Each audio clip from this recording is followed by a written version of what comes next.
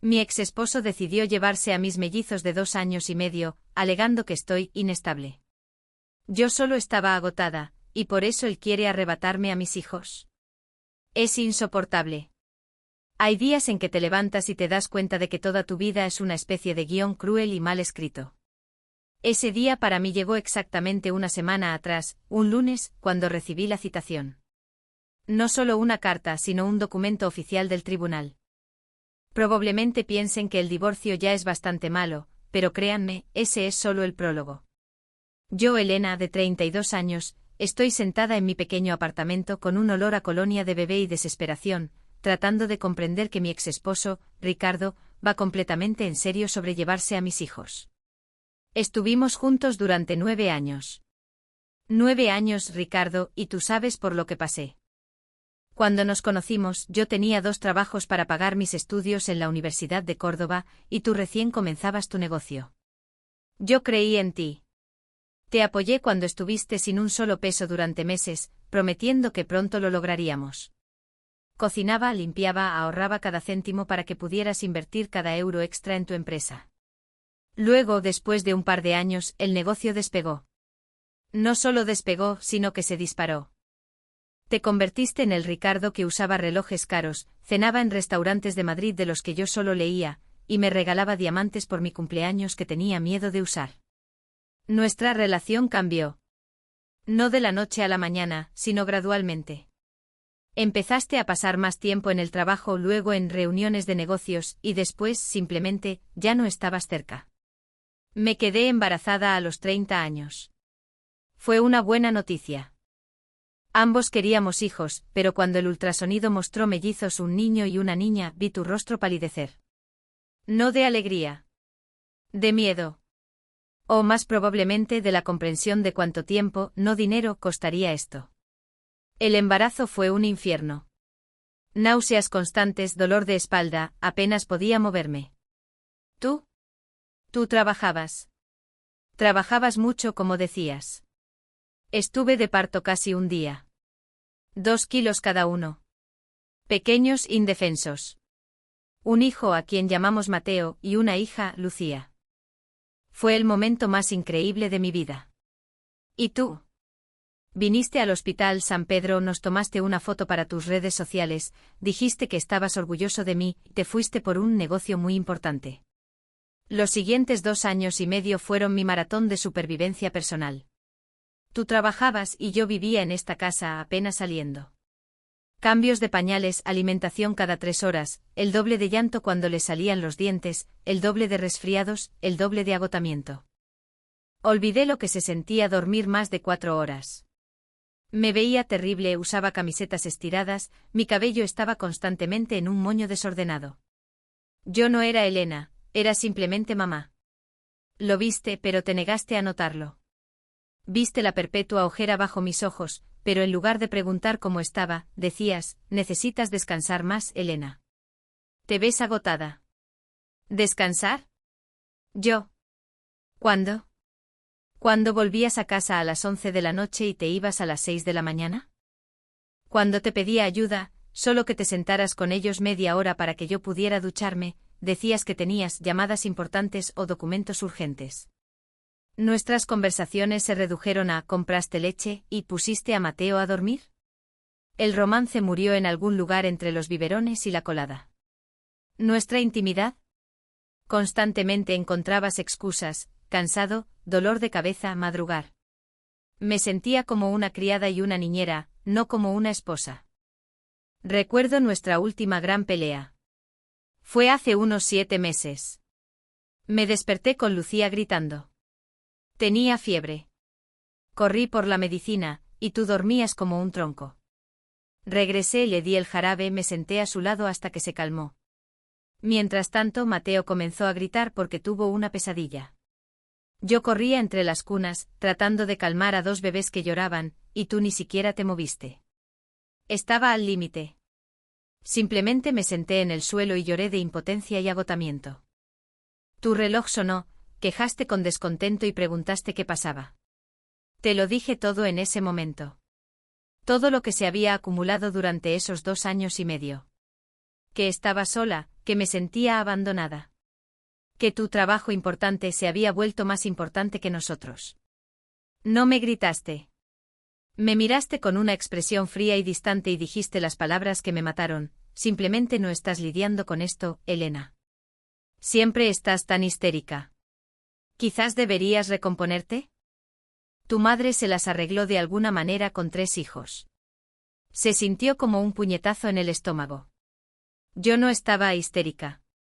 Simplemente había sido empujada al límite.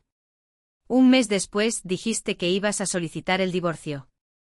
Dijiste que merecías más, que necesitabas una mujer que se cuidara a sí misma, no solo a los niños.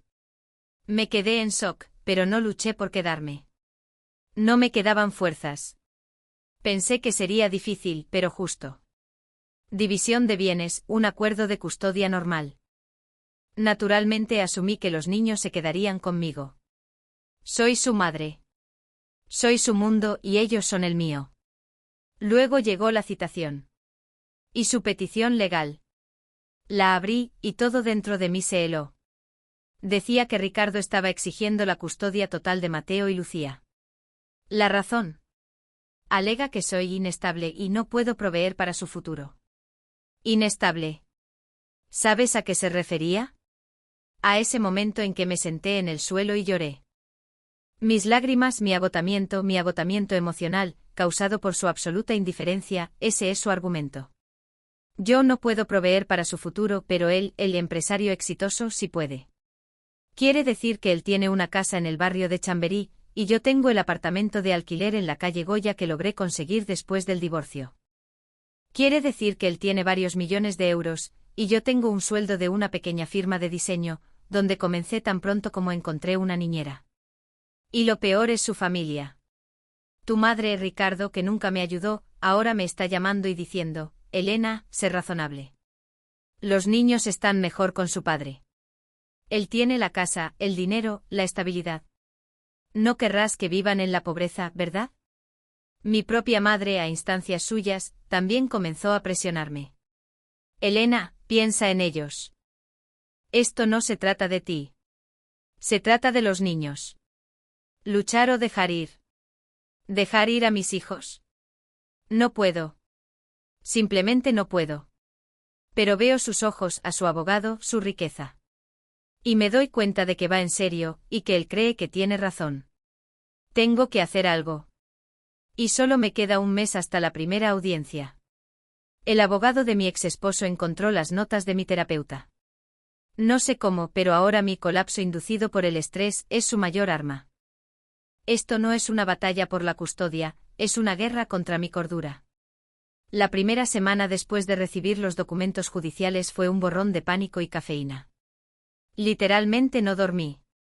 Cada vez que cerraba los ojos, veía el rostro sonriente de Ricardo, esa mirada fría y calculadora que pone cuando sabe que está ganando un negocio. Sin embargo, esto no era un negocio. Estos son mis hijos, Mateo y Lucía.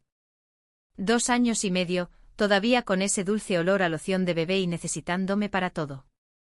Están empezando a hablar, llamándome mamá con ese ceceo que ambos tienen. ¿La idea de no escuchar eso cada mañana? Me duele físicamente. Es como un dolor sordo y constante justo detrás de mis costillas que me recuerda que estoy luchando por mi vida. Inmediatamente llamé a un abogado, por supuesto. Un amigo de la familia me recomendó a una mujer llamada Isabel. Era perspicaz, de unos 50 y tantos años, con ojos que parecían haber visto todos los trucos sucios de divorcio. Me senté en su oficina estéril, con el aire acondicionado zumbando, y le expuse toda la miserable saga. El matrimonio, los mellizos, el agotamiento, la indiferencia de Ricardo y, finalmente, su despiadada petición alegando que yo era inestable. Isabel escuchó sin interrumpir, solo tecleando con un bolígrafo plateado contra su bloc de notas.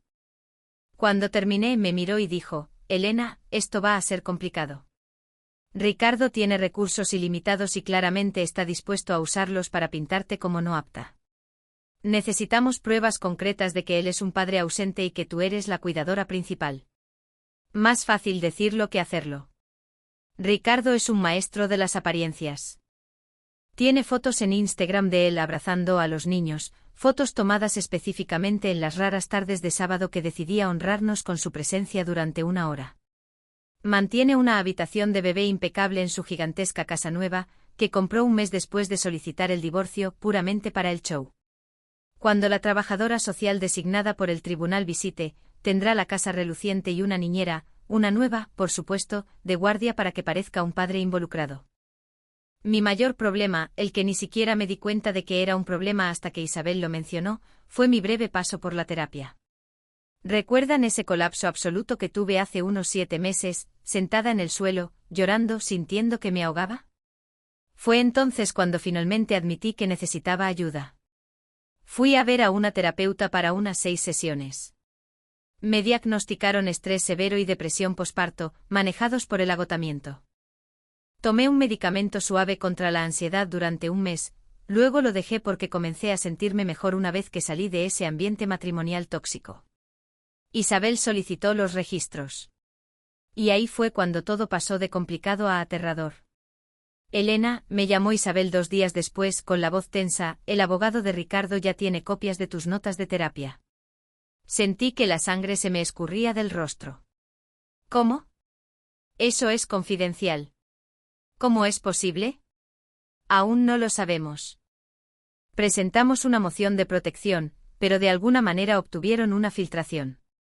Están utilizando entradas que detallan tu grave angustia emocional, tus sentimientos de desesperanza y tus pensamientos ocasionales de insuficiencia como madre como su munición principal.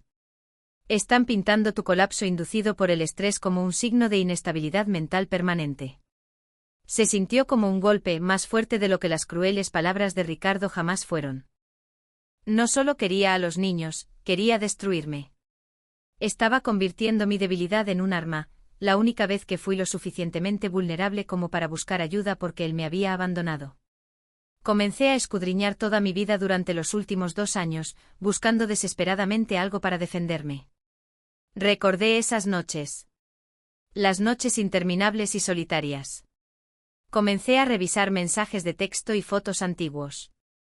Los mensajes de Ricardo eran casi uniformemente sobre su horario de trabajo o pidiéndome que me encargara de algo, nunca sobre los niños, nunca sobre mí. Un mensaje de texto de hace unos 9 meses en concreto me llamó la atención. Era de un sábado por la noche. Estaba luchando por calmar a Lucía, que tenía una rabiosa infección de oído. Le envié un mensaje de texto a Ricardo, quien supuestamente estaba en una cena de negocios tardía en la ciudad de Barcelona. Lucía está gritando, fiebre alta. Te necesito. ¿Puedes volver a casa, por favor? Su respuesta, casi 1 hora después, no puedo. Cliente importante. Llévala a urgencias si es grave. Llama a un taxi.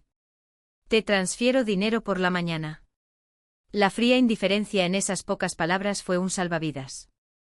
Sugirió que llevara a una niña pequeña enferma yo sola a un centro de urgencias en mitad de la noche, sola, en lugar de interrumpir a su cliente importante, que conociendo a Ricardo probablemente era una cita. El costo emocional es constante. Cada interacción con Ricardo durante las recogidas y entregas requeridas es tensa. Llega en su inmaculado y caro SUV, con un aspecto perfectamente descansado, mientras que yo soy un desastre. Besa a los niños rápidamente, me dirige una mirada condescendiente y me dice, trata de descansar un poco, Elena. ¿Te ves cansada? Lo está haciendo a propósito. Está tratando deliberadamente de obtener una reacción de mí, de hacerme inestable frente a los niños y los tribunales. Sus padres, Marta y Roberto, son lo peor. Me llaman, no para preguntar por los mellizos, sino para aconsejarme. Ricardo solo quiere lo mejor para ellos, querida. Necesitan estructura. Necesitan un buen ambiente, arrulló Marta ayer. Sabes que Ricardo se asegurará de que tengan los mejores colegios, el mejor futuro. Es difícil, pero tienes que pensar en ellos. Están blandiendo su dinero sobre mi cabeza como un cebo. Me hacen sentir como una mujer egoísta y pobre que solo mantiene a los niños por despecho. Miro a Mateo y Lucía jugando con sus bloques, sus manitas apilándolos con cuidado, y me doy cuenta de que esto no se trata solo de la custodia. Se trata de poder. Se trata de que Ricardo quiere demostrar que puede comprar cualquier cosa, incluso a sus hijos, incluso el silencio de su madre. Él cree que solo soy un obstáculo que puede pasar por encima. Puede que esté agotada, pero no estoy rota. Todavía. Necesito encontrar algo, cualquier cosa, que lo detenga. Tengo la corazonada de que su fachada de hombre de negocios perfecto esconde algo, y necesito encontrarlo antes de que esas notas de terapia me destruyan en el tribunal. Mi ex esposo acaba de cortar el seguro médico de los niños, sabiendo que Lucía tiene una condición crónica. Dijo que fue un descuido, pero fue un tiro calculado. Esto ya no se trata solo de dinero o custodia, está poniendo activamente a mis hijos en riesgo. La segunda semana de esta pesadilla legal fue cuando Ricardo dejó de fingir ser civilizado. Isabel había presentado una moción para sellar mis registros de terapia, argumentando que su divulgación era ilegal e irrelevante para mi capacidad de ser madre, pero el daño ya estaba hecho. La abogada de Ricardo, una mujer de ojos fríos llamada Carla, había utilizado el contenido para informar a la tutora Adelitem, tal, la investigadora designada por el tribunal, quien tenía programada una reunión conmigo la próxima semana. Yo sabía que tenía que ser perfecta, tranquila y totalmente controlada, pero la presión me estaba aplastando. Luego Ricardo hizo la maniobra con el seguro. Lucía, mi niña, tiene un problema respiratorio crónico y leve, nada que ponga en peligro su vida, pero requiere medicación regular y costosa, y visitas a especialistas, especialmente en el clima húmedo de otoño que hemos estado teniendo en Madrid. Antes de que el divorcio finalizara, todavía estábamos todos en el generoso plan de salud corporativo de Ricardo. Llamé a la farmacia el martes para rellenar el inhalador de Lucía, y me dijeron que la reclamación fue denegada. Póliza cancelada. Sentí una oleada de náuseas. Llamé a la compañía de seguros de inmediato. Lo confirmaron. Ricardo había llamado a su departamento de recursos humanos el viernes anterior y había eliminado a Mateo y Lucía de la póliza. No solo a mí, eso lo esperaba, sino también a los niños. Llamé a Ricardo y mi voz temblaba, no por histeria, sino por una rabia pura y fría. No grité. Mantuve el tono bajo y mortalmente silencioso. Ricardo, cancelaste el seguro de los niños. ¿Qué diablos hiciste? Parecía molesto, como si hubiera interrumpido una partida de golf. Oh, Elena. Un descuido, supongo. Solo un problema administrativo mientras movía cosas. Ya sabes, estableciendo mi propia póliza nueva. ¿Un descuido? Lucía necesita su medicación ahora. Tú lo sabes. Esto es deliberado, Ricardo. Estás tratando de estrangularme financieramente. No seas dramática. Te dije que pagaría por sus necesidades. Simplemente compra la medicación de tu bolsillo y envíame el recibo. Honestamente, Elena, siempre tan caótica. No puedo creer que permitieras que esto sucediera. ¿Yo permití que esto sucediera? Él canceló la cobertura y me estaba culpando a mí por no tener efectivo inmediato para cubrir varios cientos de euros para la medicina de Lucía. Él sabe que estoy a duras penas con mi pequeño sueldo, pagando a la nueva niñera y el alquiler en la calle Goya. Esto no fue un descuido. Esta fue una jugada. Una jugada cruel y calculada para obligarme a rogarle por dinero, o peor, para que mi ansiedad se disparara antes de la visita de la tal. Quería demostrarle al tribunal que yo era incapaz de garantizar sus necesidades básicas de salud. Inmediatamente reenvié el aviso de denegación y el registro de llamadas a Isabel. Estaba furiosa. Esto es bueno, Elena. Esto muestra malicia y un completo desprecio por el bienestar de los niños, dijo ella.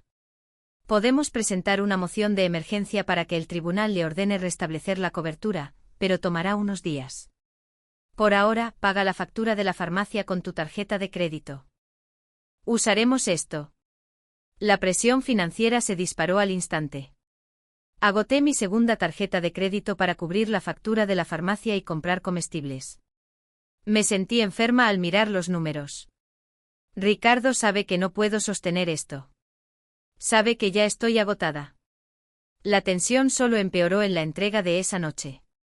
Llevé a los mellizos a la nueva mansión de Ricardo, esa que él afirma que es su futuro. Es enorme e impersonal.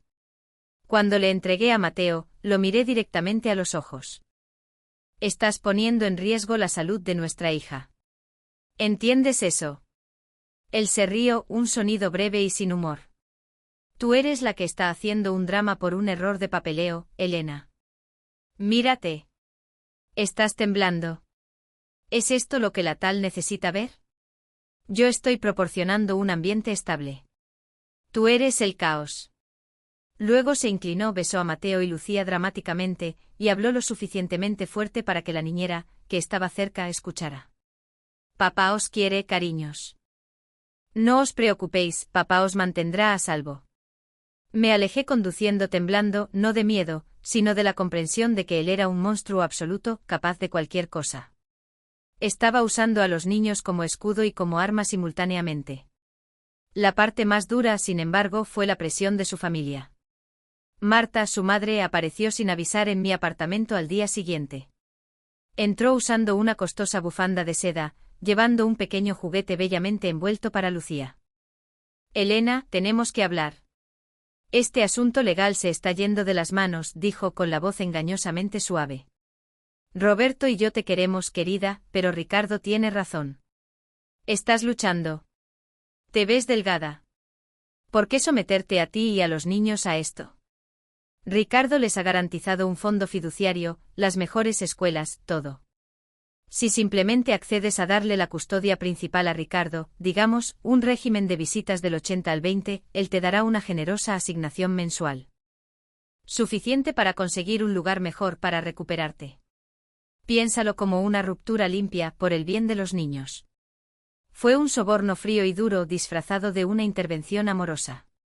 Estaba blandiendo dinero y estabilidad frente a una madre que sabía que estaba agotada y casi en bancarrota.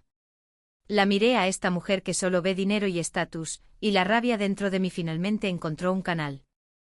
Marta, dije, mi voz apenas un susurro, nunca me ofreciste ayuda cuando estuve sola con 2 bebés durante 2 años. Ahora ofreces dinero para llevártelos. Esto no se trata de estabilidad. Esto se trata del ego de Ricardo y de vuestra necesidad de tener nietos en una casa elegante. Dile a Ricardo que puede quedarse con su fondo fiduciario. Puede quedarse con su dinero. Lucharé contra él hasta el último euro porque soy su madre, y una madre no vende a sus hijos por una asignación. Su rostro se quedó flácido por la shock. No estaba acostumbrada a la resistencia. Se fue rápidamente, pero el mensaje era claro, iban a intensificar esto. Iban a usar todo su poder financiero para destrozarme. Tengo que encontrar una debilidad en la armadura perfecta y costosa de Ricardo, y tengo menos de 2 semanas antes de que el informe de la tal esté finalizado. Necesito una prueba real y contundente que muestre al mundo quién es Ricardo realmente. Mi exesposo acaba de cortar el seguro médico de los niños, sabiendo que Lucía tiene una condición crónica. Dijo que fue un descuido, pero fue un tiro calculado. Esto ya no se trata solo de dinero o custodia, está poniendo activamente a mis hijos en riesgo. La tercera semana fue un descenso a una especie de desesperación frenética. Isabel había presentado con éxito la moción con respecto al seguro, obligando a Ricardo a restablecer la cobertura de los mellizos inmediatamente, lo cual fue una pequeña victoria, pero no deshizo el daño de la póliza cancelada o el de las notas de terapia filtradas. La visita de la tutora Adel tal, era inminente. Pasé días limpiando, organizando y ensayando mis respuestas con Isabel hasta que sonaba como un robot, tranquila, mesurada, enfocada solo en la rutina de los niños. Sabía que una palabra equivocada, un solo pico de emoción, y la abogada de Ricardo se abalanzaría. Tenía que encontrar algo sobre Ricardo. Algo real, más allá de su indiferencia y sus horribles mensajes de texto. Me estaba quedando sin tiempo. La tal estaba programada para el viernes, y la audiencia judicial estaba ahora a solo 10 días de distancia. Comencé a revisar cajas viejas en el garaje, buscando cualquier cosa relacionada con nuestro matrimonio, cualquier estado financiero antiguo, cualquier cosa que mostrara sus prioridades. Encontré el viejo portátil que usaba cuando recién nos casamos. Estaba lento y polvoriento, pero aún arrancaba. Estaba buscando fotos de él siendo un padre ausente, pero lo que encontré fue algo completamente diferente.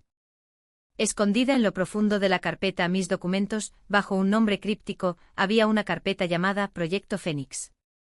Recordé que él había pasado semanas pegado a este portátil hasta altas horas de la noche hace unos 4 años, diciendo que estaba trabajando en su gran negocio Revelación.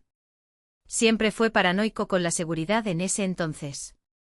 La mayoría de los archivos estaban cifrados, inaccesibles. Pero un archivo pequeño, un adjunto PDF, no lo estaba. Estaba fechado hace unos 3 años, justo antes de que me quedara embarazada. El título era inofensivo: Actualización de estrategia de inversión. Hice clic para abrirlo y mis manos comenzaron a temblar, peor que cuando Ricardo me llamó histérica. No era una actualización de inversión. Era una carta formal, impresa en papelería de una firma en las Islas Caimán, dirigida a un banco en Suiza. Detallaba una compleja serie de transacciones que involucraban la transferencia de una cantidad sustancial de dinero, varios millones de euros, desde las cuentas comerciales principales de Ricardo a una sociedad holding offshore privada. El propósito declarado era mitigación fiscal y reestructuración de capital. No sé mucho de finanzas, pero sé a lo que se parece una transferencia offshore masiva, especialmente cuando los estados financieros de la empresa principal, con los que estaba familiarizada desde nuestros primeros días, nunca mostraron este tipo de reestructuración. Esto no era solo mitigación fiscal. Esto era turbio. Esto era ocultación de activos. Si la agencia tributaria o el tribunal se apoderaran de esto, Ricardo no solo perdería la batalla por la custodia, perdería su negocio, su libertad, todo. Mi mente se aceleró. Esto era todo. La bomba. El arma definitiva y definitiva. Esto explicaba los fondos ilimitados que estaba gastando en este circo de custodia. Tenía un secreto profundo y oscuro, una vulnerabilidad mucho mayor que mi breve visita a una terapeuta. Inmediatamente reenvié el archivo a Isabel con un correo electrónico críptico: encontré un álbum de fotos antiguo. Mira la última foto. Isabel me devolvió la llamada 20 minutos después, y no sonaba en absoluto como la abogada compuesta que conocía. Estaba respirando con dificultad. Elena, ¿qué es esto? Esto es enorme. Si esto es legítimo, Ricardo se enfrenta a graves problemas legales. Estamos hablando de fraude, potencialmente blanqueo de capitales, o al menos, evasión fiscal extrema. Esto hace que tu caso de custodia parezca una multa de aparcamiento. ¿Podemos usarlo?, susurré. ¿Usarlo? Sí. Demuestra que no es el empresario honesto y estable que afirma ser. Muestra vileza moral, la voluntad de infringir leyes graves y un riesgo monumental para la seguridad financiera de los niños. El tribunal tendría que reconsiderar todo. Ganarías. Custodia total, manutención significativa, probablemente su casa. El silencio en la línea se extendió. Miré las cunas en la habitación de al lado, a los rostros pequeños y tranquilos de Mateo y Lucía. Y luego el dilema moral me golpeó como un impacto físico. Si uso esto, Ricardo cae. Y cae fuerte. Perdería todo. El negocio que pasó 10 años construyendo, incluso si lo construyó sobre una base de mentiras.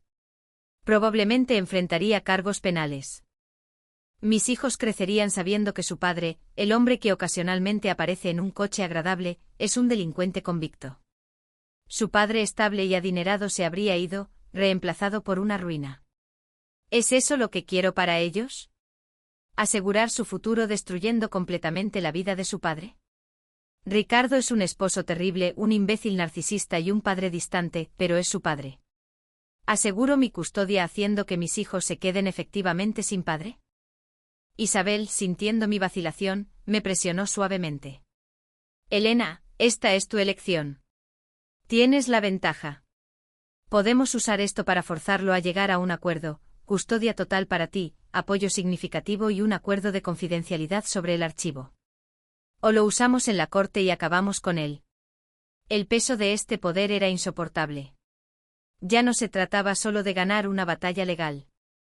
Se trataba de elegir el menor de dos males para el futuro de mis hijos: un padre comprometido que siempre intenta robármelos, o un padre arruinado que está tras las rejas.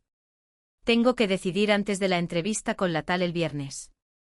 Tengo que mirar a la investigadora de la corte a los ojos y saber exactamente qué camino estoy tomando. La fachada limpia y profesional que planeaba mantener para la tal ahora se siente como una broma vacía.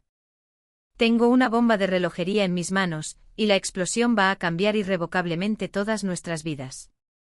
Entré a la sala del tribunal con el poder de destruir a mi exesposo, una carpeta llena de pruebas de fraude. Me di cuenta entonces de que ganar esta guerra significaba algo más que la custodia, significaba elegir qué tipo de legado quería para mis hijos. El sacrificio supremo fue el silencio. Aquel viernes, la mañana de la entrevista con la tutora Adele Temptal, tenía el archivo Proyecto Fénix guardado en una memoria USB escondida en lo profundo de mi bolso. Se sentía pesado como un arma cargada. Había pasado 2 noches sin dormir mirando al techo, representando cada escenario posible. Si lo usaba, Ricardo perdería todo, y los niños estarían financieramente seguros conmigo, pero su padre sería borrado, un criminal. Si no lo hacía, corría el riesgo de perderlos ante él y su riqueza manipuladora.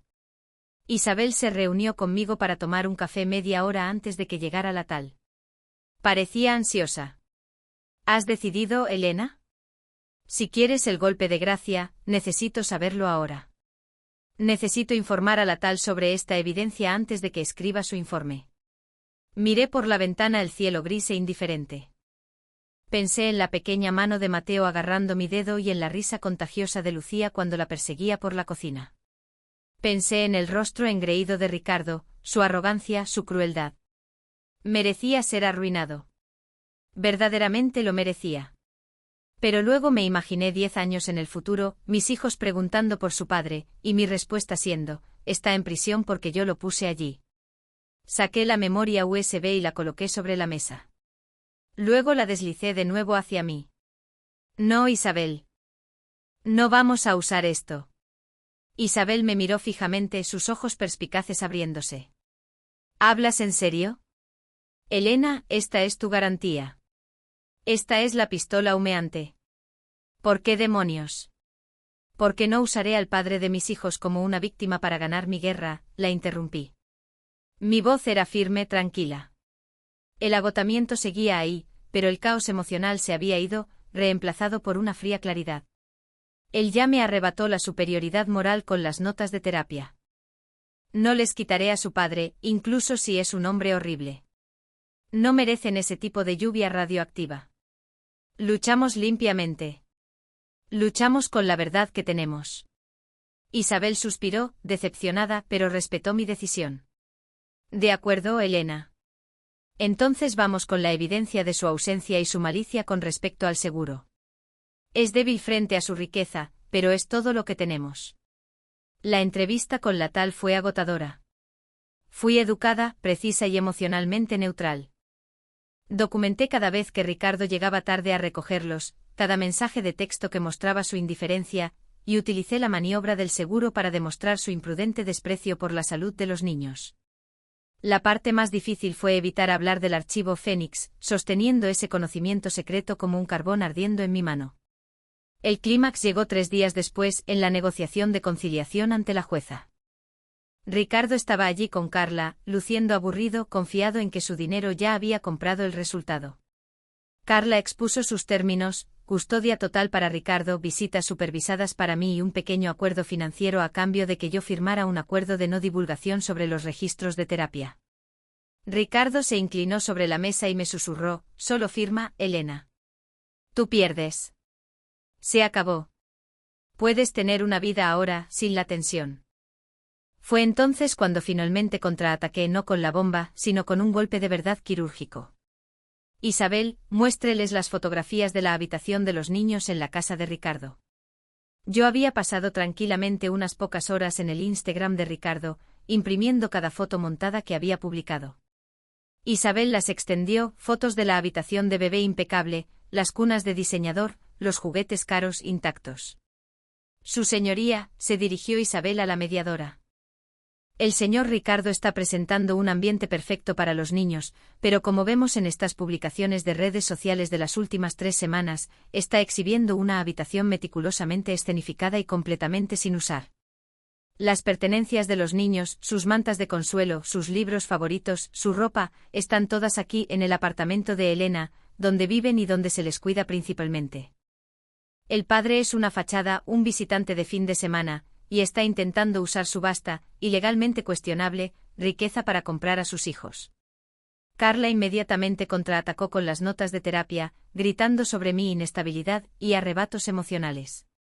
Ricardo sonrió con suficiencia. Miré a Ricardo e hice mi movimiento final, no a través de mi abogada, sino directamente hacia él, al otro lado de la mesa, mi voz baja pero penetrante. Ricardo, tú afirmas que soy inestable porque lloré de agotamiento por criar a nuestros hijos sola. Cancelaste el seguro de Lucía arriesgando su salud, solo para ahorrar un céntimo y demostrar que soy caótica. Pero déjame decirte algo, no estoy rota.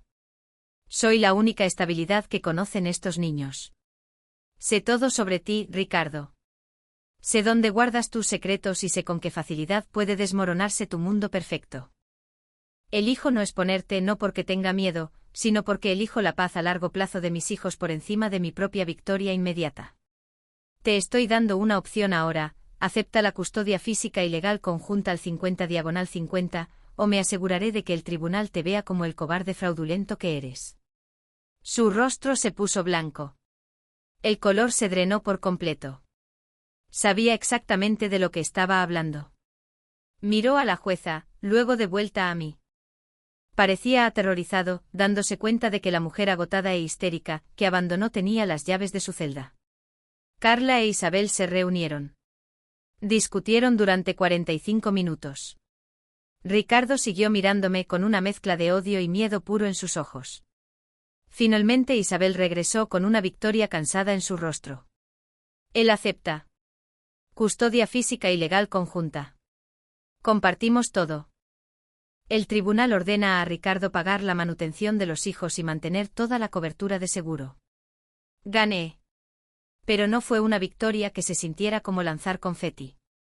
Se sintió como enterrar una parte de mí. No destruí a Ricardo, pero lo obligué a compartir la carga. Salí de esa sala del tribunal, con la memoria USB todavía pesada en mi bolso, sabiendo que podría haber acabado con él, pero elegí preservar al padre de mis hijos, por muy imperfecto que sea. Compré su paz a costa de mi propia capacidad para escapar verdaderamente de él. El conflicto no ha terminado, simplemente se ha redefinido. Ahora, comparto la crianza con un monstruo que sabe que tengo su vida en mis manos. La batalla por la custodia me enseñó que a veces, la mayor fuerza no es ganar la pelea que quieres, sino elegir la pelea que necesitas ganar. Y para Mateo y Lucía, esa lucha fue por su estabilidad, incluso si significaba vivir bajo la constante y pesada sombra de los secretos impunes de su padre.